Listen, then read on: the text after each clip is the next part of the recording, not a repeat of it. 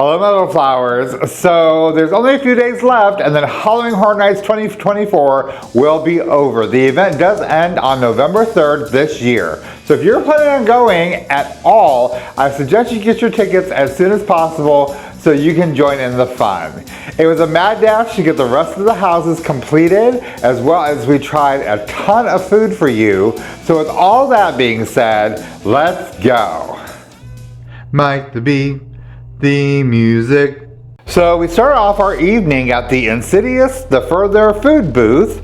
I got the Red Door. It is a potato and onion filled hand pie. It was actually quite delicious and quite filling. Even with like the whatever they used for the red food coloring to make it look like the Red Door, it was still a really choice for food this year. My partner got the Veil of Shadows drink. It is a White Claw black cherry vodka, De Kruper Creme de Cassis, blackberry syrup, pineapple juice, sour mix, and a black licorice candy veil. He did say it was pretty good. It wasn't his favorite of all the drinks he's had this year, but it's not too bad if you're at this booth and you want a little something extra. The very first one that we went through was A Quiet Place. Silence is survival. Make a sound and you won't last long. Monstrous creatures will hunt you down as the world of the first two films comes to terrifying life. So we did watch the two movies last night before we went to the house, and I'm telling you, if you've seen the movies, you love the movies, you're gonna love the house because there were so many like scenes from both movies in the house. And then of course, if you take your time and walk through, which we'll make sure we had time to actually kind of look at things as we walk through the houses tonight, you really get to see a lot of the detail, the Easter eggs. I saw so many things that just like gave me that recall to the movie. I thought it was really good. There's animatronics of the, what are they called? So if you go on Wikipedia calls the creatures angels, which I don't see how they're called angels, but okay, I'll go with Wikipedia. So yeah, there's animatronics of the angels, and I will tell you, I was really kind of concerned about this house because the movie is silent. Both movies are silent, really. I mean, you get more dialogue in the second movie because they're in what looks like a furnace, I think. Yeah, well, it looks like a furnace or a crematorium or something like that. Yeah, enclosure thing. So you get more dialogue in the second movie, but you know, like I was expecting it to be really quiet, and they really mix the soundtrack well with the angels' screech that they make. So it was a really well done house, and like Mike said, like you get completely immersed in both movies. I'm so glad we watched them before we came, and we're looking forward to watching the third movie. We didn't notice anything that wasn't familiar, so I don't think the third movie's in there, but this was a really good house. Like it's definitely going to be in the top 3. Yes. And so we kind of made that a rule a couple years ago. The very first time they ever did Stranger Things, we went to the house. We had you hadn't seen the series. No, we'd never seen Stranger Things. Neither one of us had seen the series. So we went to the house and had no idea what was going on. So we kind of made it like a rule that we would start watching the movies, the series, whatever it is, before we experience the houses. That way we actually get to enjoy them a little bit more, and we're not just completely lost walking through. But yeah, so back to A Quiet Place. It was really well done. We might get a chance to go through it again. We got a couple more weeks to go, so we shall see. So with my last video, we were trying to do some deep dives into like the scare zones and different things. So we're going to do the other scare zones, starting with the duality of fear. So this is in the very front of the park. The description is, as soon as you enter the gates of Halloween Horror Nights, you must choose a path following sinister, the manifestation of visceral horror, or follow surreal, the incarnation of unearthly terror. I don't know anybody who has considered this a scare zone. It is kind of like the welcome to Halloween Horror Nights. You have the Halloween Horror Nights neon sign, has become very iconic and kind of welcoming you in. If you get there at certain times, you will see the icons for this year, sinister and surreal, welcoming you into the park. This is where the Chainsaw Gang is this year. Half of it are kind of dressed to represent sinister, and the other half are dressed to represent surreal. But as far as it being a scare zone, it just doesn't feel like a scare zone. There's not really any like props. There's like the big, you know, Halloween Horror Nights sign with some lighting and some fog, and that's kind of like the first kind of entering the gate, so to speak, for those of us who enjoy this event. It's actually lit up by a lot of different things. There's a lot of gift shops, and then like the sign that kind of tells you the times of the different houses and events going on. So it just doesn't feel like a scare zone. So we kind of feel cheated in a way that they are trying to push this off as an actual scare zone.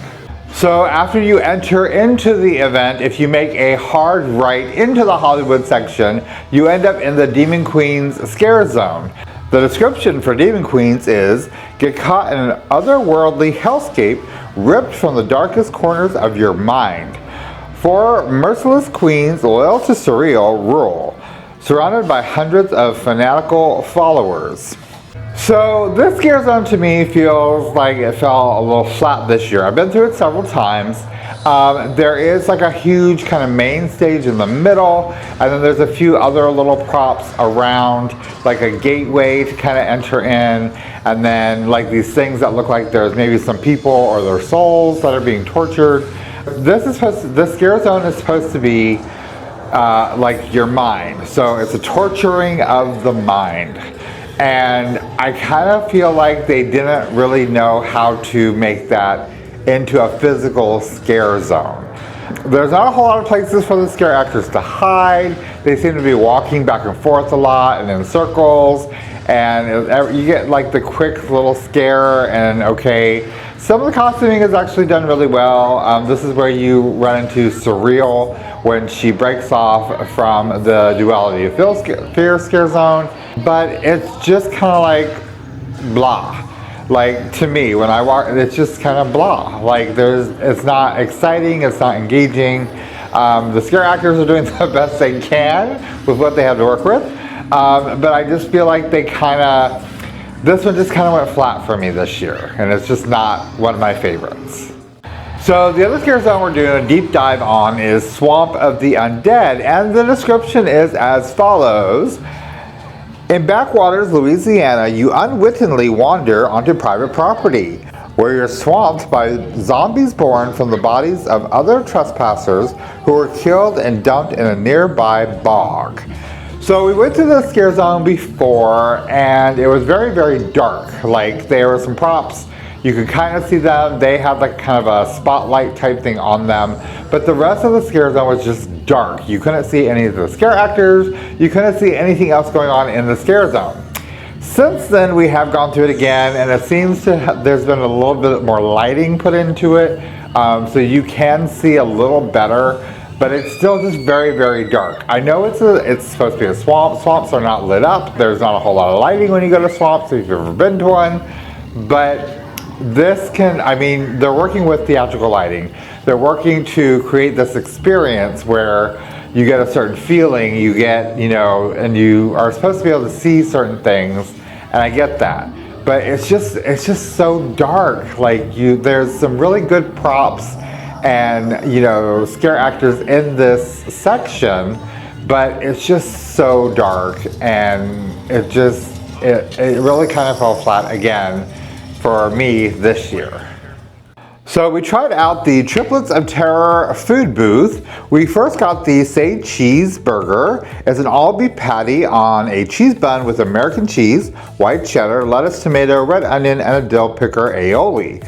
This was actually quite delicious. I mean, it's just a cheeseburger, right? But this actually was very flavorful. It felt like it was made fresh to order. Like it was actually a really, really good burger and really good for value for what you were paying. Next, we got the Slash Siblings Sweet Sampler.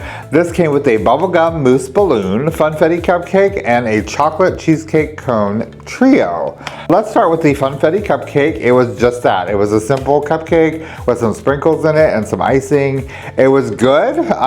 It was just a cupcake, so it wasn't like anything overwhelming.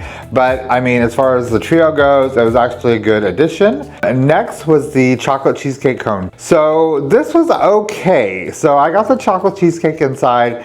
But I think because they're putting them in, they're making them ahead of time, the cone was very soggy and just like was weird because it was probably refrigerated to keep the cheesecake, you know, in temperature and whatever. The cheesecake was good, but in the cone, I think I would try something else other than an ice cream cone, because it made this particular part of the trio a little weird. Finally, there was the bubblegum mousse balloon, and this was actually quite good. It tasted like that old like Hubba Bubba bubblegum.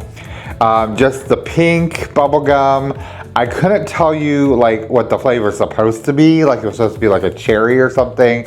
It's just pink bubblegum. Like if you know what pink bubblegum tastes like, this is what that tasted like, and this was done really well. So we did pass by the HHN bar, which is just that. It's a bar. They have some various mixed drinks that you can purchase from there.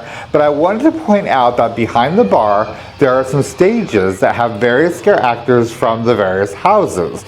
So if you're looking to get a really good look at some of these costumes and the scare actors themselves from the various houses, go over to the HHN bar. They do switch out the scare actors from time to time, so you do get a variety of them, and you can get a really good look at the detail put into these costumes. And it's also a good photo op, so if you're there and you want some really good pictures and selfies, they're there to pose for you, play for you, have a good time at the HHN bar. This relic will leave you in ruins. A folklore museum's newest exhibit, The Rotting Stone, has released an evil spirit that decays everything, and it's coming for you. So, do you want to start this one?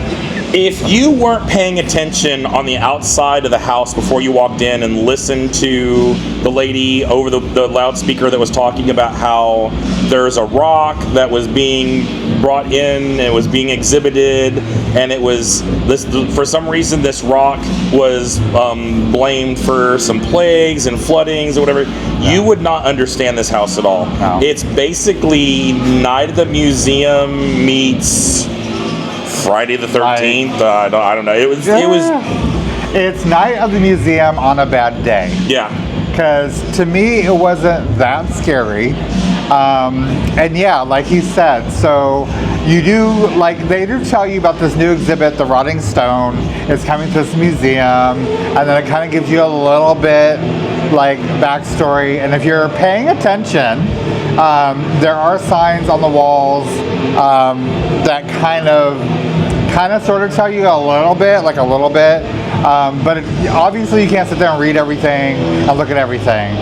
So yeah, like if you don't get description and backstory before you enter this house, it's literally just like going into a scary museum with some glowing pieces. Yeah, like glowing rocks or blobs or something on. I will tell you right now, my challenge to you is if you can find the Rotting Stone and take a picture of it and send it to, like comment in the description down below, or comment in the comment section down below with the Rotting Stone. I'd like to see it because I didn't see it. I couldn't tell you which one was the Rotting Stone unless that's the glowing blobs on the wall. Right. But it wasn't clear. Well, so I kind of, figured that the glowing pieces on the walls was the Rotting Stone taking over the museum, hence the other exhibits kind of coming to life and trying to kill you, but it's not explained very well. The story doesn't come out as well, especially if you don't have the backstory going into it. So it was okay, but not my favorite. It's probably gonna be in the bottom 3. I don't know. We haven't done all the houses yet, but we got 2 more to go. So far, not looking good. So we made our way over to the Quiet Place food booth. It's located in the New York section of the park this year. There's like a little section, it's like a little alleyway. They've used this for several different things during the various times of the year. And so this year it is the Quiet Place food booth, and they've done a really good job with the theming of this particular booth.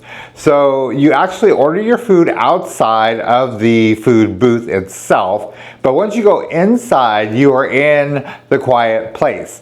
all of the people who are working the different stations, they don't make a sound. They're very quiet. They kind of tell you, hey, remember, be quiet. They're using sign language, which is really cool. I don't personally know a lot of sign language, but you know, you get the gist.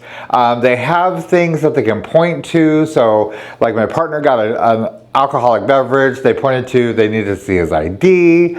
The other one had like receipt and I think something else. It was really, really cool. And it was just like, you know, because you're in the quiet place and the aliens were listening for us while we were in this section. But let's go over the food we actually got there. Partner went with the Raining Blood. It's an Old Forester bourbon, Brovo Spirits, Lucky Valnirum, Decrypted creme de cassis, blackberry syrup, lemon juice, and a hint of smoked sea salt. He seemed to enjoy it quite a bit. Again, it wasn't his favorite, but he said it was actually pretty good. He also went with the Abbott's Farm corn chowder. This was a creamy stew with shrimp, corn, and vegetables. He did enjoy this. He said that what he really enjoyed about this is the actual corn chowder part was made separately, and then they added the shrimp when you ordered it. So the shrimp weren't sitting in the corn chowder, just getting kind of like weird and gross. So he said it really kind of helped out this particular dish and made it really enjoyable if you happen to like shrimp in your corn chowder. I went with the Millbrook's baked beans. They were quietly cooked baked beans with mashed potatoes, cheddar cheese, and a cornbread muffin. Now this all sounds very, very simple. It's beans, mashed potatoes, cheese, cornbread muffin. But it was actually really, really good. It really hit the spot, and it was something I really didn't know I needed this particular evening. So if you're an annual pass holder, there are some little freebies throughout the year that you can pick up, mostly magnets and buttons. We have gotten other things before like lanyards and stuff, but what they have for HHN season is a Universal Orlando annual pass holder magnet featuring Little Boo, the UOAP symbol. You can pick it up at the 5 and Dime during the event. You can also get it during regular park hours at the 5 and Dime and over at the annual pass holder lounge over in Islands of Adventure, located in Toon Lagoon. So if you don't know about these little freebies, just keep up on the annual pass holder website for Universal. Also, if you follow the Facebook group, it's really good about keeping updates on there as well.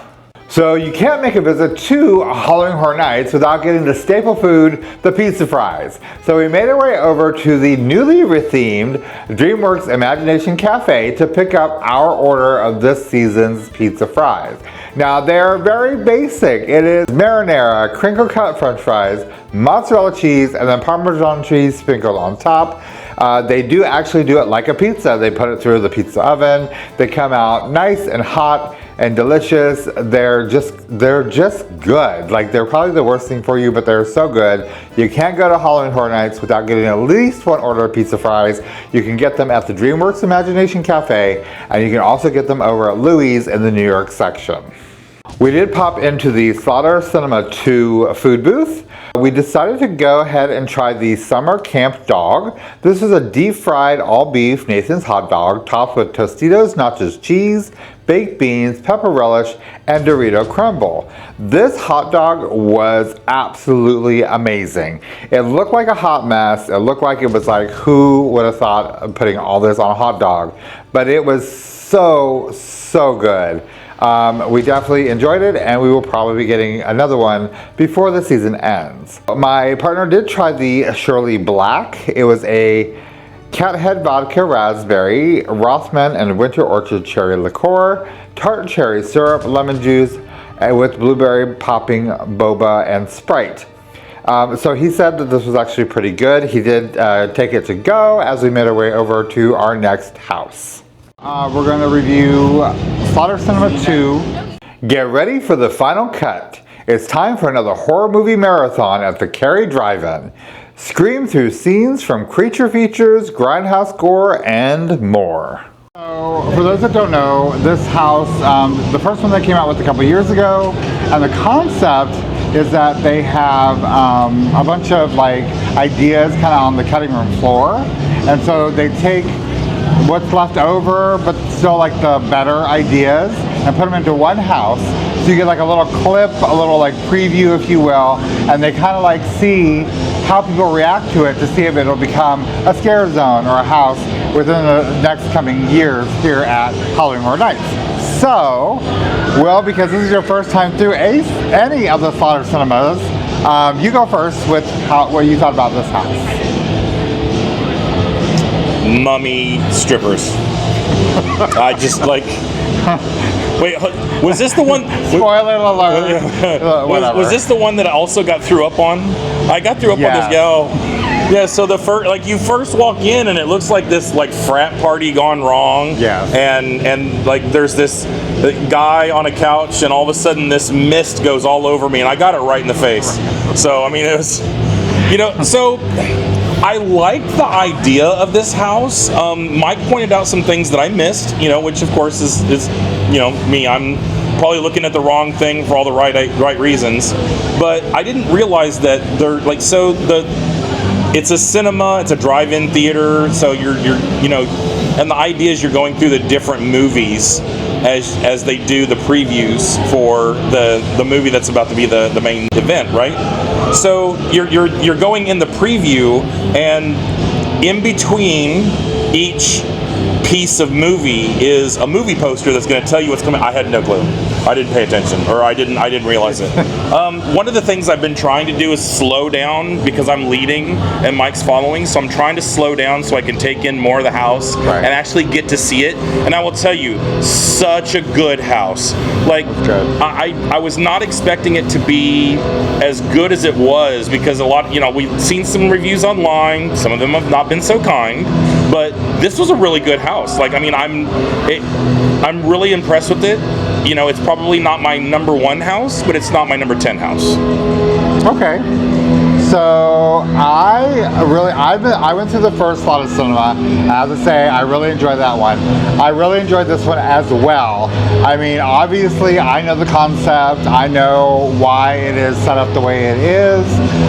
They do set up, if you're paying attention, they set up the premise pretty good because you're going to the Cary Drive-In, and for those of you who've been to Halloween Horror Nights for a hot minute, Cary, Ohio is a big part of this event.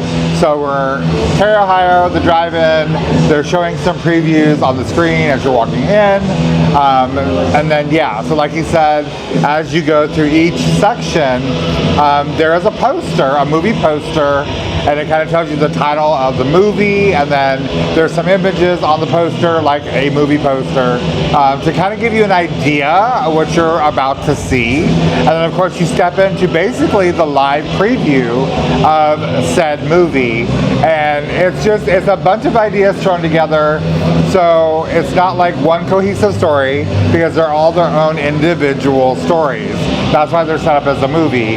But yeah, this one I really enjoyed. I kind of liked a lot of the concepts in this particular house, so I hope to see some of them in the future. Scare zone, their own house, whatever they decide to do. Mummy strippers, make it happen. Yes, please, mummy strippers. So from the Major Sweets booth, we did get the poison apple. It was a caramel mousse with an apple filling and a streusel cake. This was simple and sweet. It was good. It wasn't my favorite mousse, but it was good. I did notice people try to eat it like a candy apple by picking up the stick and then eating it, but it is mousse, so it literally would just fall off and then they had a big mess. But yeah, it was a cute idea. It was good. And I mean, it wasn't my favorite dessert this year, but I mean, it was okay. So we did dip into Diagon Alley for just a hot second because I really wanted to catch the Death Eaters in action. They seem to be really like on it this year. They're really hard to catch. To see them in action, like casting spells and creating kind of havoc and mayhem throughout Diagon Alley and Nocturnal Alley. So I was able to get a few little snippets here and there, but it was really hard to keep up with them this year. So if you happen to get to Halloween Horror Nights, pop into Diagon Alley and check out the Death Eaters.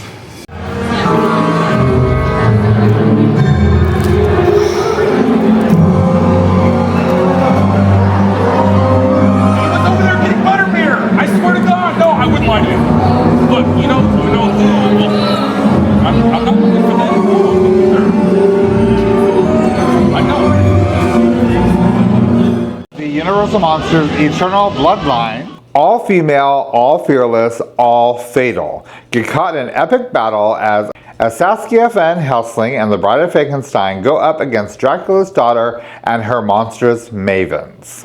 This is our last house number 10 for us. And so Universal Monsters has been a staple here at Halloween Horror Nights, I think since the beginning. I'm not sure, I'll have to double check, but for a very long time. Of course, with the new Epic Universe, we're getting a whole new land dedicated to them. I'm super excited for that. But we are here to talk about this house. So this house, what I read and have heard, is the creator was trying to bring to the forefront some of the Universal Monsters that aren't quite as popular. For those of you who went through a house like years ago, you know that they did a house with, I think, as many Universal Monsters as they could possibly fit. There's an amazing scene with the Hunchback of Notre Dame. You're in the bell tower. He was going up and down on the ropes. It was amazing. So the same guy did this house, is from what I understand, and I thought it was done very well. Again, Will is usually the leader. He was trying to go really slow because we want to see the house, we want to enjoy the house. He was going slow, but he was going too slow and too fast at the same time because he kept missing the scare. I got some of the scares and I got to see a lot of the really cool kind of features of this house. Like there was a mummy and there was a wolfman kind of like on a bungee system. And so that was really cool to see. But I think if he went a little slower, it would have been better, but then I think we would have pissed off people because we would have been holding up the line and probably would have been told by a team member to move it along. But I really enjoyed this house. So this is the house that normally in the past, we've been together 7 years and we've done 6 years of this now because COVID they shut down, right? COVID they shut down, so maybe like 5. So 5.5, something like that. I will tell you that I'm normally not a big fan of the Universal Monsters house, and this one's probably in my top 5. Like, this one was a really well done house. Yes. I liked a lot of. Now, this is one of the things that we talked about last year or the year before with the wharf. Last year? Year before. Year before. Yeah. So you know, there's so much that goes into these houses, and the artistry and the carpentry and the amount of talent it takes to put these houses together. And this was a well done house. It had good architecture in it. You know, the dog looking creatures from Egypt, when you felt like you were in Cairo. Like, you know, it was just well done, and it wasn't like, you know, oh, here's a mummy, oh, here's the fish man, here's the creature from the Black Lagoon. It was really well done, and it really paid homage, in my opinion, to classic monsters, even though it wasn't the classic monsters that you're very familiar with, but it was 100% an homage to classic monsters, and they did it very, very well. So, you know, like I said, I haven't been a big fan of the classic monster houses because it was just like, oh, look, it's Frankenstein. Oh, look, it's Dracula. Oh, look, it's, you know, creature from the Black Lagoon, and you know, and it's almost like this tired trope. But this year, man, they knocked it out of the park. It was really good. I mean, I can't wait for us to sit down and talk about our top 10 houses and rank them 1 to 10, and you know, and see where they fall. But I think this is probably going to be in my top 5. Yeah, I just want to say really, really quick. This house is an all-female cast. We were told that the team members that stand in there to make sure the scare actors are taken care of were also supposed to be all-female. Our walkthrough, that was not the case. But the entire cast, the scare actors themselves, all of them are female. Yeah. But it was amazing. It was just a really good house. It was.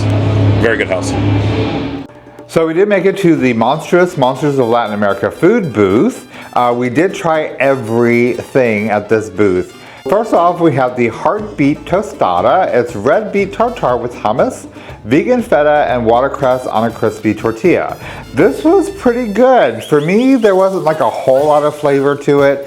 and I'm not a huge beet person, but this actually was actually quite delicious, and I wouldn't mind getting this again. And next we tried the pork carniceria, which is slow roasted mojo pork, mole sauce, and a tortilla. This was delicious. This was so good.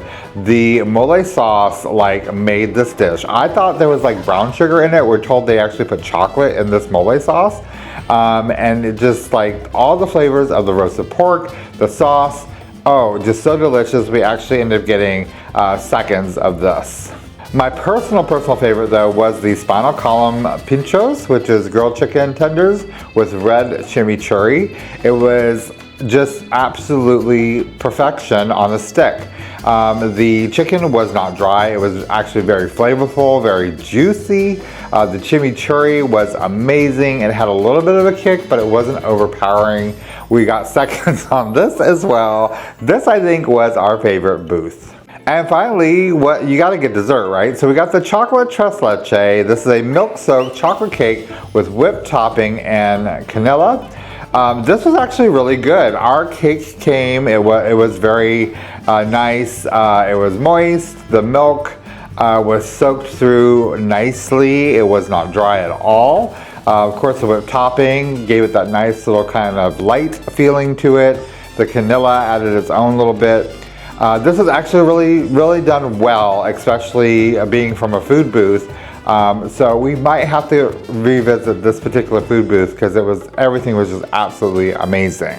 My partner did get the drink. It was the Diprodora, which was the Misguided Spirit Silver Rum, Cappelletti Mazzura Aperitivo, mango syrup, pineapple and lime juices, Disco Inferno bitters, and pomegranate seeds.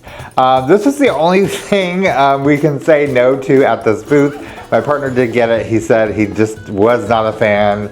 He didn't finish his drink. So if you're looking for an adult beverage, stop by the actual bar, which is located right next to this booth, and get you a margarita. So we were finally done. We were full. We got through all the houses. We were making our way out, and we decided to stroll through the Blumhouse Scare Zone one more time because we just love Blumhouse and the franchises and just all the fun little characters that we know and love from these movies. And then we also made another detour to go through the Torture Fair. I think this is our favorite scare zone of all. While we were there, we did catch Sinister doing a little demonstration.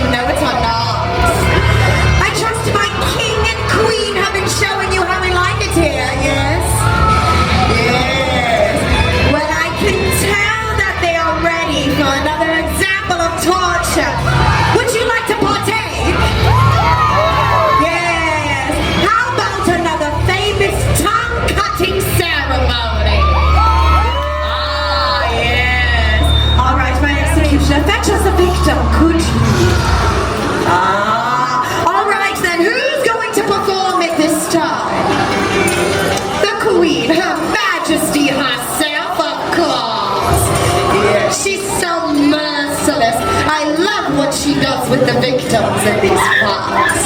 My king, could you show us our weapon of choice? Yes. Your weapon of choice is very important as a torturer, you see. Yes, we sharpen our blades, we tighten our ropes. Yes, of course, as you should, yes. You've been taking the torture lessons, I see. Good. All right, dear, go for a show them.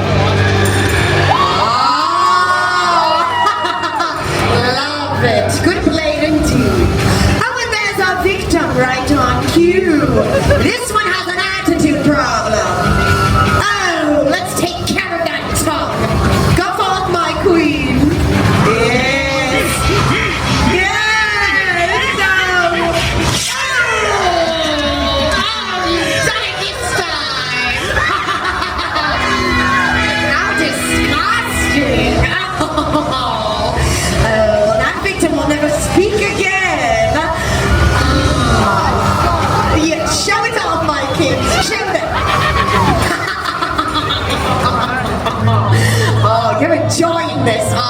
you? Come, can I see? Oh yes! How disgusting is it? Oh, I love playing with the flesh we collect. All right, you can keep that, my king. A gift to add to your collection, yes. All right then, go forth you two. Make sure these grounds are covered in bloodshed, could you? Yes. Cheer for my king and queen, please.